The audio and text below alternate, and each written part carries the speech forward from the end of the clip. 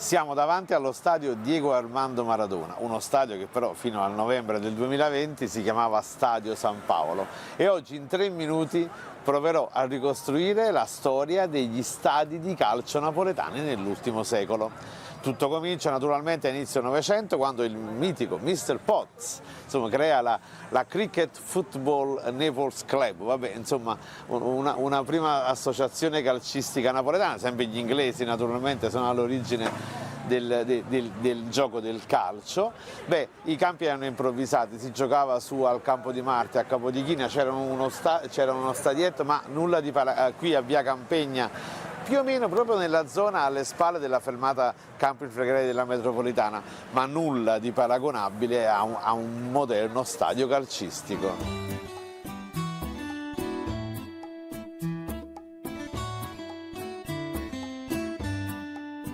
Ma la vera storia del calcio Napoli comincia il 1° agosto 1926, quando un industriale del settore tessile di origini ebree, un certo Giorgio Ascarelli, crea la società sportiva Calcio Napoli. Una società che aveva un simbolo magniloquente, sapete, questo cavallo rampante bianco su fondo azzurro, però poi il simbolo ufficioso della tifoseria diventerà ben presto l'umile Ciucciariello. Il primo problema di Ascarelli fu di creare un campo di calcio. Fu scelto il campo all'Arenaccia, quello che esiste ancora oggi, si chiama Campo Generale Albricci, un campo dell'esercito. Era l'epoca di Attila Sallustro, insomma, questo grande campionissimo italo-paraguaiano. Ma ben presto lui capisce che c'è bisogno di uno stadio nuovo e allora decide di costruire nel rione Luzzatti, proprio nella zona della ferrovia, lo Stadio Vesuvio. Il primo vero stadio, diciamo, del calcio Napoli, ma fu in uno stadio assai sfortunato.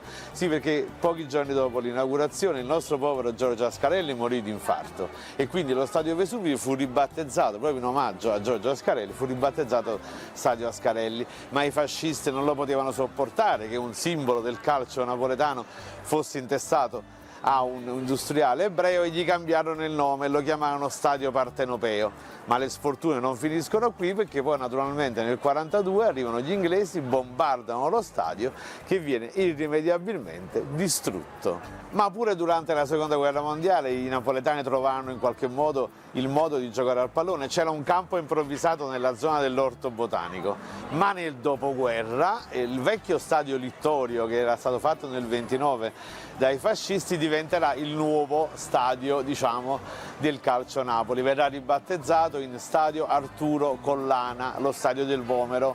Però, insomma, a un certo punto Achille Lauro, sindaco di Napoli, quello che aveva voluto tra le altre cose a Napoli il famoso asse Jepson, il famoso Banchi Napoli, fu pagato talmente caro, oltre 100 milioni, che quando cadeva i napoletani dicevano Gesù Gesù, è caduto Banchi Napoli. Il sindaco Achille Lauro volle lo stadio nuovo e quindi qui a Fuorigrotta fu costruito nel 1959 lo stadio, che in un primo tempo fu chiamato Stadio del Sole, poi alcuni anni dopo, nel 1963, fu ribattezzato in omaggio al santo di riferimento di tutta l'area flegrea, perché San Paolo è il santo che sbarcò a Pozzuoli, lì rimase 15 giorni e poi prese l'Appia per andare a Roma, e da sempre è il santo di riferimento di tutta l'area flegrea. In omaggio a San Paolo lo stadio fu ribattezzato appunto San Paolo, ma dopo quell'infausto 25 novembre del 2020, quando Diego Armando Maradona ci lasciò, lo stadio alcuni giorni dopo fu ribattezzato in suo omaggio Diego Armando Maradona.